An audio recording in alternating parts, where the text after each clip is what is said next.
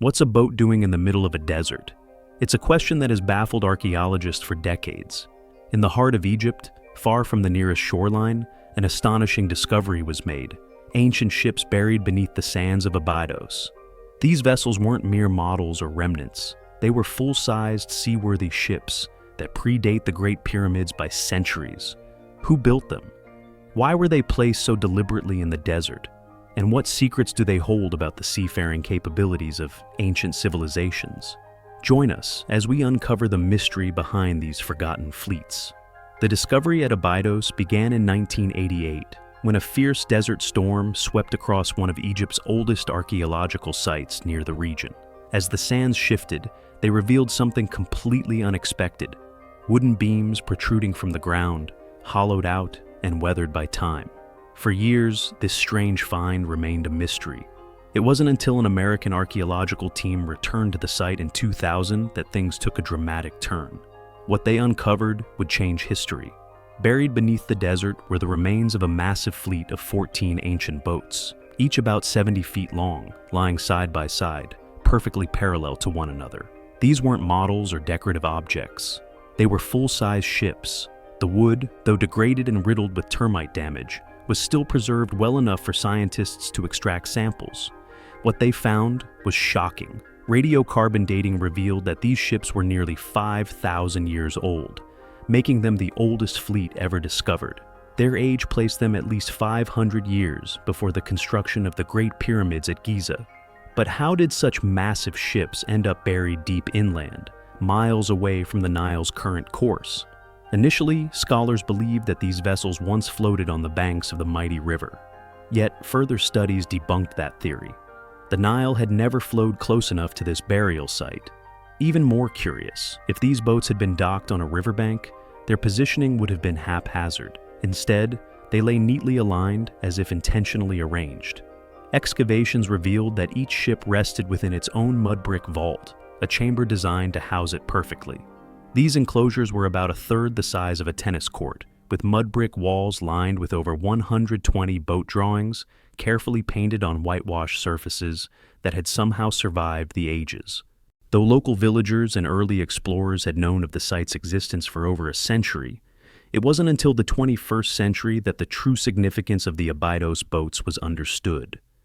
Their deliberate placement, their scale, and their craftsmanship spoke of a civilization capable of remarkable engineering feats. These ships were not just buried, they were entombed in a manner strikingly similar to how pharaohs were buried with treasures for the afterlife.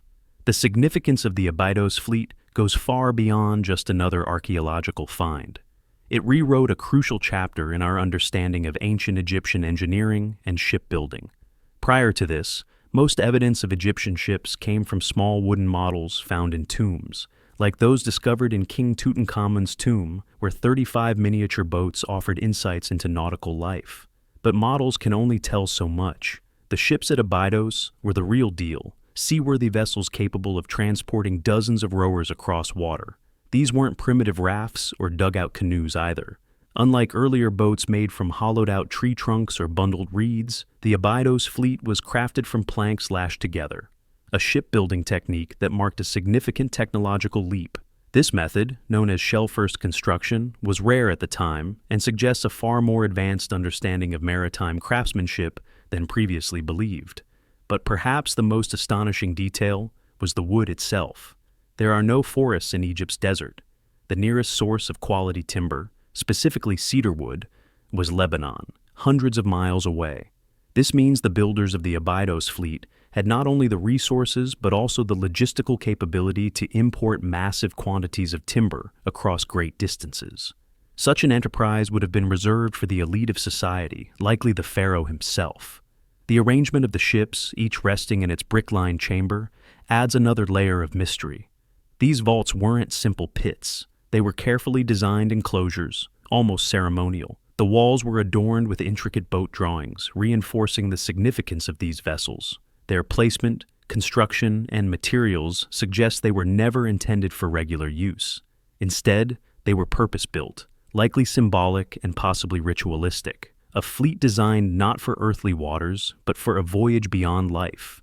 The Abydos fleet, therefore, wasn't just a collection of ancient ships. It was a monument to early Egyptian ambition, showcasing their technological prowess and spiritual beliefs.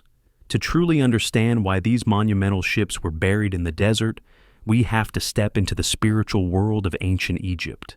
In their belief system, life didn't end with death, it transformed. And to journey into the afterlife, one needed a vessel worthy of the gods.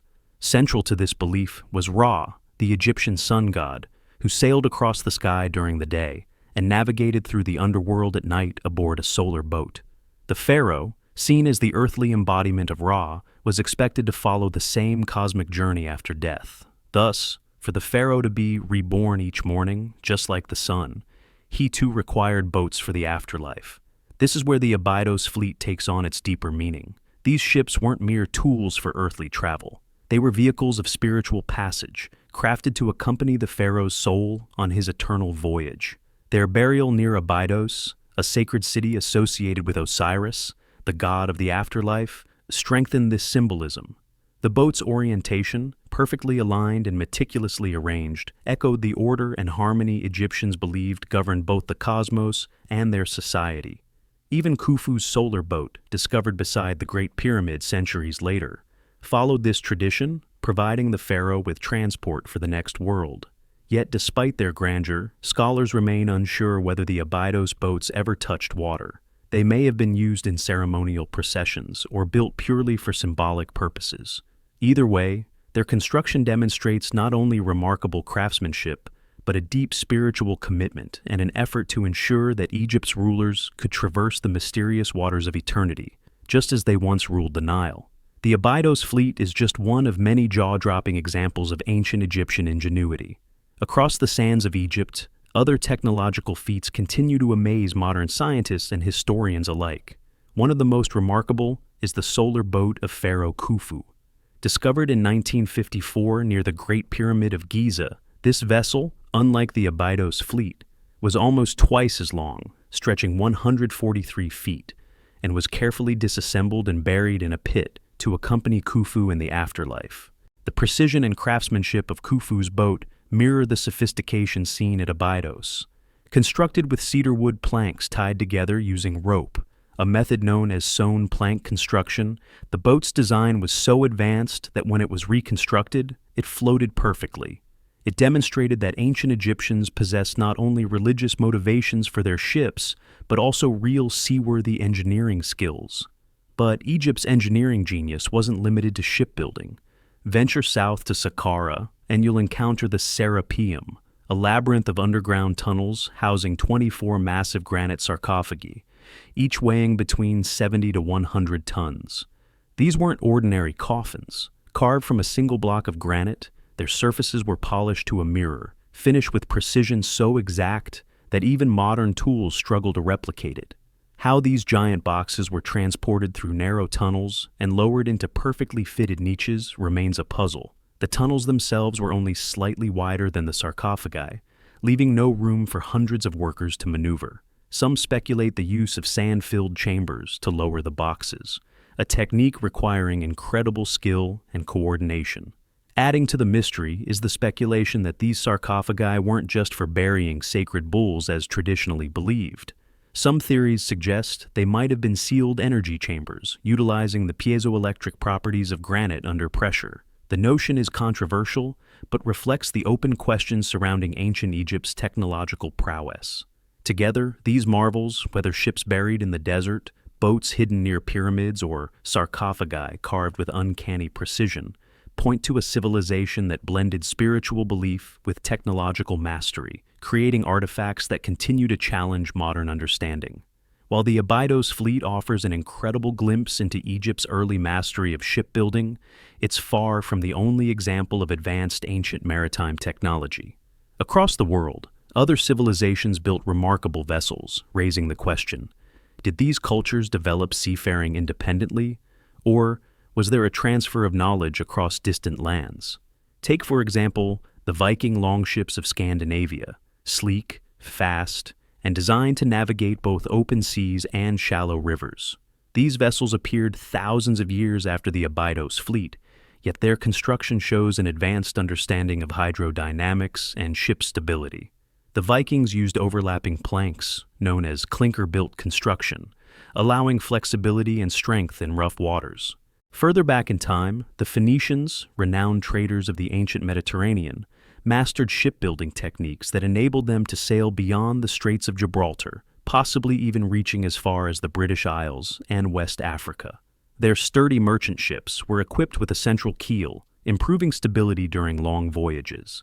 In the Pacific, the Polynesians developed double-hulled canoes capable of traversing thousands of miles between islands, using only the stars, ocean currents, and bird flight patterns. They populated vast stretches of the Pacific Ocean long before European explorers dared to cross such distances. The Chinese treasure ships of the Ming Dynasty, built centuries later, dwarfed most vessels of their time. Some reached lengths of over 400 feet, carrying hundreds of sailors, soldiers, and diplomats on voyages across the Indian Ocean. These global examples raise intriguing possibilities. Was the Abydos fleet a unique innovation of early Egypt, or did it reflect a shared legacy of maritime knowledge that spanned continents? They invite us to question what we think we know, to peer into the ingenuity and complexity of early civilizations, and to consider the possibility that the ancients understood far more about the world, its elements, its challenges, and perhaps even its unseen dimensions, than we've yet realized. The fact that the Abydos fleet was buried so deliberately and with such precision suggests that these ships were never just tools, they were symbols, part of a cosmic narrative where the pharaoh wasn't simply a ruler, but a divine being undertaking a celestial voyage. Whether they ever touched water in the physical world is beside the point. Their true destination was the afterlife, their true mission a spiritual one, guiding the soul through the journey of rebirth. And that's what makes them so extraordinary. In our time, ships are often seen as practical machines, yet in Abydos, they were spiritual vessels, carefully engineered to navigate a metaphysical realm. Every plank lashed, every chamber lined with bricks, every orientation chosen with purpose. It all reflected a worldview that merged engineering with religion, craft with cosmology. Even thousands of years later, these ancient boats stir something in us. They remind us that humanity has always looked beyond the horizon, not just physically, but philosophically. The Egyptians believed in a balance between the seen and unseen, in the power of ritual, and in the continuity of life, beyond death. And they channeled those beliefs into their engineering, creating marvels like the Abydos fleet, the solar boats, the Serapeum sarcophagi, and the lost city of Aten. In many ways, the real voyage is ours. With every excavation, every rediscovered artifact, we get closer to understanding the minds and motivations of a civilization that helped shape human history. But as with all great journeys, the path is as important as the destination. And as long as there are buried ships waiting beneath the sand or cities waiting beneath the dust, the story of ancient Egypt and of human potential will continue to unfold.